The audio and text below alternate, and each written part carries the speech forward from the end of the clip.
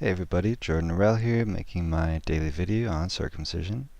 And today I'd like to talk about victim mentality and learned helplessness and how to work with these things around the issue of circumcision, because I think they are both very powerful limiting mindsets and closely related. And first I want to start out by being very clear. I'm not taking an approach that would be victim blaming, because a baby who is completely defenseless and is strapped down to a board and has the most important, pleasurable part of his genitals amputated, whether that be the male and his foreskin or the female and her clitoris, this is a clear act of victimhood. This is, there's no ambiguity about that. This is a case of a perpetrator, an adult, who, with good intentions, is committing one of the worst acts of violence that you can in another human being. And so this is actual victimhood. However, a separate thing that happens when a man grows up and then learns that this was done to him is a certain victim mentality, a mindset that he learns that this has been done to him and there's nothing he can do about it. And with that goes a story of victimhood, certain emotions of feeling indignant, harmed, and abused, which again, I mean, in a way the man is also legitimately a victim, especially at first, and especially as long as he hasn't been given an alternative, which admittedly a lot of men, most men haven't realized. And so I want to give an alternative and show that this victim mentality is actually a state of mind that can be changed, and that can be changed to one of empowerment. Because another basically word for the same thing as learned helplessness. It's when you're repeatedly held down, you're repeatedly forced back from trying to express yourself. And in our society, men aren't really allowed to have emotions. They're not encouraged to feel what they're feeling.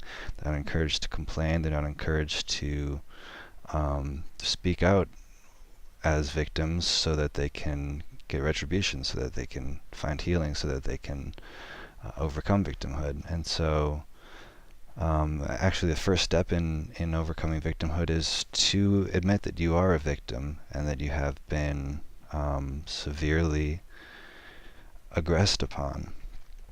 And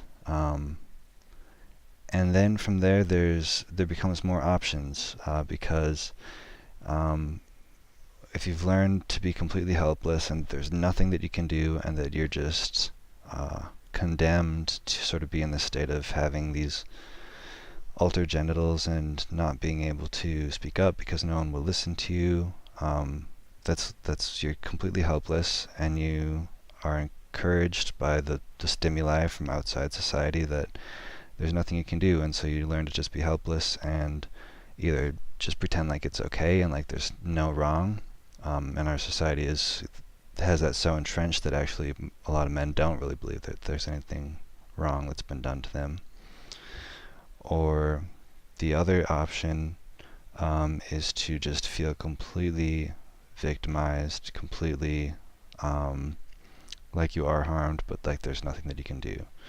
And so this is basically the same as the victim mentality, feeling that you've been victimized and that you are a victim, that that's your identity, and that there's nothing you can really do to change that because you're a victim. You're not in a place of power, both because of what society has said about what you can do and what has been already done to you. It's already been, the act of circumcision has been committed, and you can't change that. So Then there are some men who gain some empowerment by foreskin restoration and realizing that they can grow back some of what was lost. And that's has been one of the best modes of healing for men, because realizing that there's actually something that you can do and that you don't have to be sort of trapped completely in this state of having had your genitals mutilated is really empowering. And so that's been a really, really attractive solution for a lot of men, is non-surgical foreskin restoration. And something I encourage all men to do, really, if you feel called. And so that's one way that starts to get out a little bit. Another thing that I would really encourage men to sort of think about is that if you see yourself as a victim, if you see yourself as there's nothing you can do, I've heard men say, I'm just gonna wait until something changes, and I feel like I'm too scared to talk about it, or there's no hope for me. These are all thoughts, and there's a million other stories that we tell ourselves about why we've been aggressed upon, why we've been violated, and they're all have some legitimacy, they all have some truth to them. But what's more important than how true a certain thought is around circumcision is it helpful to have that thought? And this has the different layers to it, because you can't necessarily just change a thought. Sometimes you can say, okay, I don't want to think that thought, I'm going to think this thought. But often there's also emotions underneath those thoughts that are really deep, and again, they have a lot of truth to them. They have reasons that there's a reason that you feel like you've been violated. And so it can be really helpful in a psychological way to actually go into those feelings. And that's something I really like to help men with, because for me it's been incredible to have psychological healing around this and feel so much better than I ever thought I could feel again, after having been so traumatized and depressed around circumcision. I now feel generally pretty good. My life's it's honestly better than normal. I'm pretty happy as a person, and it's because I was able to feel those feelings, and rather than just accept these thoughts that I've been violated and that there's nothing I can do to change it, or that that I'm extremely angry or extremely sad about it, and the many thoughts that go with that. I was able to see those thoughts and actually go into them and go into the feelings behind them. And by doing that, I don't really have those thoughts anymore. I actually think it's possible to do a lot of good, and I'm constantly thinking of what can I do to change this issue for other men, to help men, to come to a solution too. And that's another thing I want to talk about is Foragen is a solution that is very viable, that could potentially regenerate the foreskin for all men.